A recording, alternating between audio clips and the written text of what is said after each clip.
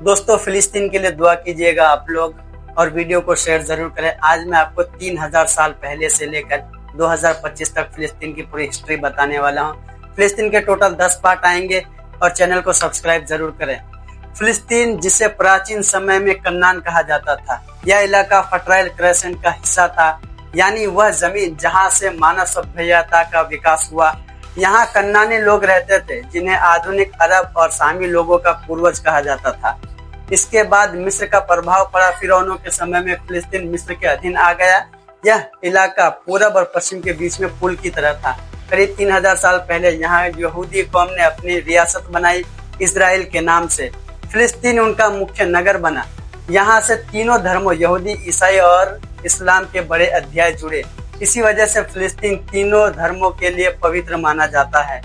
यूनानी और रोमी काल, अलेक्जेंडर महान के बाद यह इलाका यूनानी शासन के अधीन आया और फिर रोमान साम्राज्य का दौर शुरू हुआ और इसी दौरान ईसाई धर्म का उदय हुआ।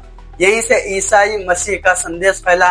लेकिन इसी समय यहूदियों ने रोमान सत्ता के खिलाफ विरोध किया, जिसे कठोरता से कुचल दिया गया। सन 70 में फिलिस्तीन का दूसरा मंदिर गिरा दिया गया और यहूदियों का दुनिया भर में बिखराव शुरू हो गया।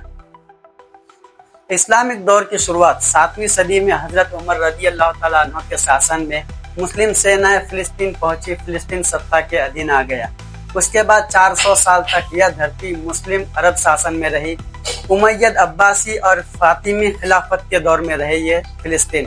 क्रूसेड और सलाहुद्दीन अय्यूबी 11वीं सदी में यूरोप से क्रूसेड आए और उन्होंने फिलिस्तीन पर कब्जा कर लिया और 100 साल तक अपनी ईसाई रियासत चलाई। लेकिन 1187 में एक महान नाम उभरता है, सलाहुद्दीन अय्यूबी।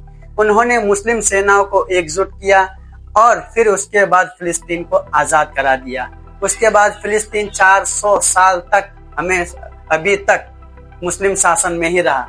उस्मानी साम्राज्य 1517 से 1917, 16वीं सदी में फिलिस्तीन उस्मानी सल्तनत यानी ओटोमन साम्राज्य के अधीन आया।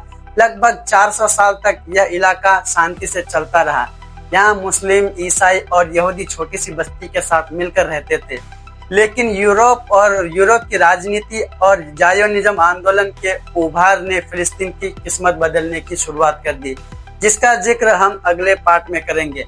समापन गंभीर और सोचने वाला अंदाज यह है, यह फिलिस्तीन का प्राचीन सफर, एक धरती जहाँ सभ्यता ने जन्म लिया, जहाँ धर्मों के पैगंबर चले और जहाँ कभी खून तो कभी मोहब्बत की नदियां बहती रही। अगले भाग में हम देखेंगे यूरोप की राजनीति, जायोनिज्म, शुरुआत के ब्रिटिश शासन, फिलिस्तीन का नक्शा कैसे बदल दिया। वीडियो पसंद आए तो लाइक करें, कमेंट करें, शेयर करें, सब्सक्राइब करें। पार्ट 2 के लिए वेट करें।